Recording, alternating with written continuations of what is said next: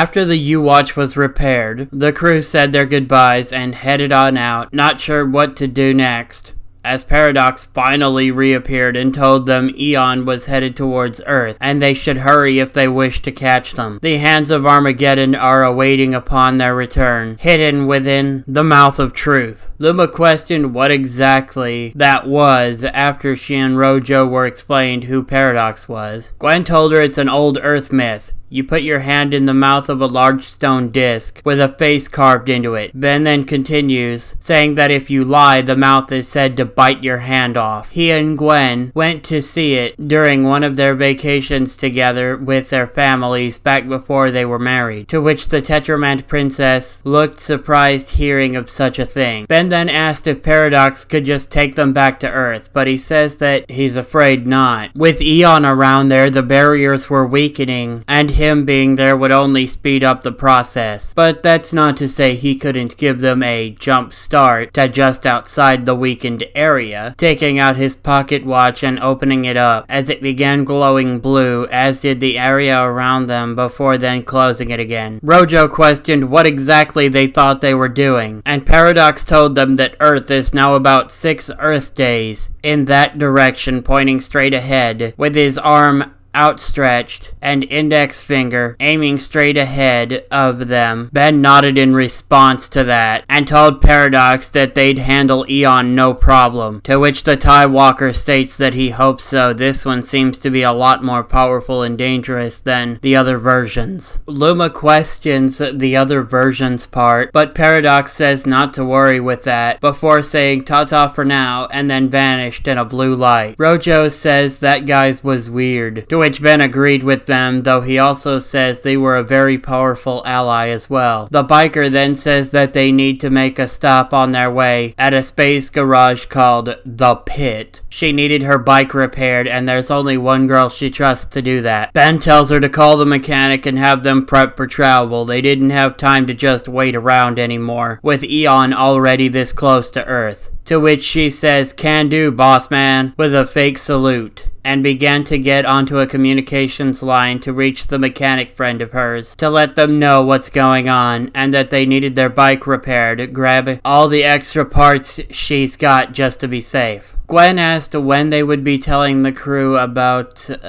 but Ben sighs, saying that he'll be telling them after training today. With a nod, she kissed her husband and told him once this whole thing was over, they're gonna need a vacation from their vacation, to which he laughed in response, agreeing, while slipping off with her to work out some stress together and help the two of them relax. A bit later on, they'd showered and changed before heading off to start prepping for lunch, with Ben teaching Luma how to cook. He'd offered to teach the entire crew at the time, but only Luma was interested, and in her own words, it'd be good to learn instead of being stuck like Daddy. He could burn a salad, which made Ben laugh. They were working together making something called Auguturian Lumandanites, spicing them with glore peppers, which would give it a nice aftertaste, without them being too hot for normal people like Gwen, who don't just stuff themselves with spicy food constantly, to handle. The two continued in the kitchen and kept working, with him teaching her how to make sure it's done properly, the way he was taught to make it previously. Checking her progress, Luma's had turned out pretty good overall. He'd giving her a passing grade for lunch before calling the others to come in and join them. As usual, Reverb didn't eat, but that's because his species didn't require such to be proficient. He did still join them as they all sat around talking about stuff. Later on, they had their usual training,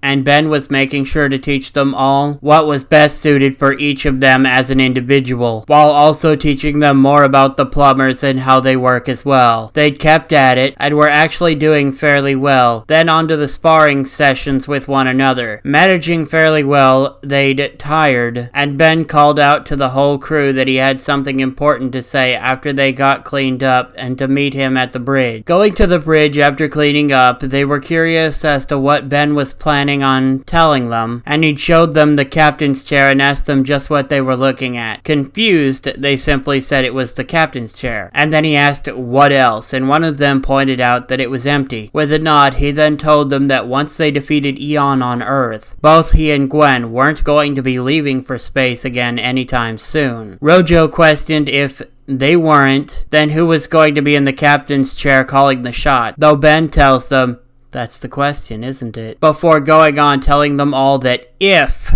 they decided to keep doing the Universal Watch idea, he'd pass that along to the High Magistratus, and one of them would be declared the leader once the two of them left. With that, Ben and Gwen then headed off again, leaving the crew to talk amongst themselves about who they thought should take over, but Reverb says that doesn't matter right now, they can just figure it out after they take down Eon. Meanwhile, Ben and Gwen were watching the space go by, while they talked about how good it would be to finally get on home again. They decided that since they had some time to kill, they should get in a nap for a bit, get plenty of rest before having to handle Eon. They did head off to do just that, while the others, well, minus Reverb, who was just watching, uninterested in joining in, were all fighting in the training area to prove they should lead once Ben steps down and remains on Earth. Rojo stated that she'd led a gang, but having it pointed out that their gang left.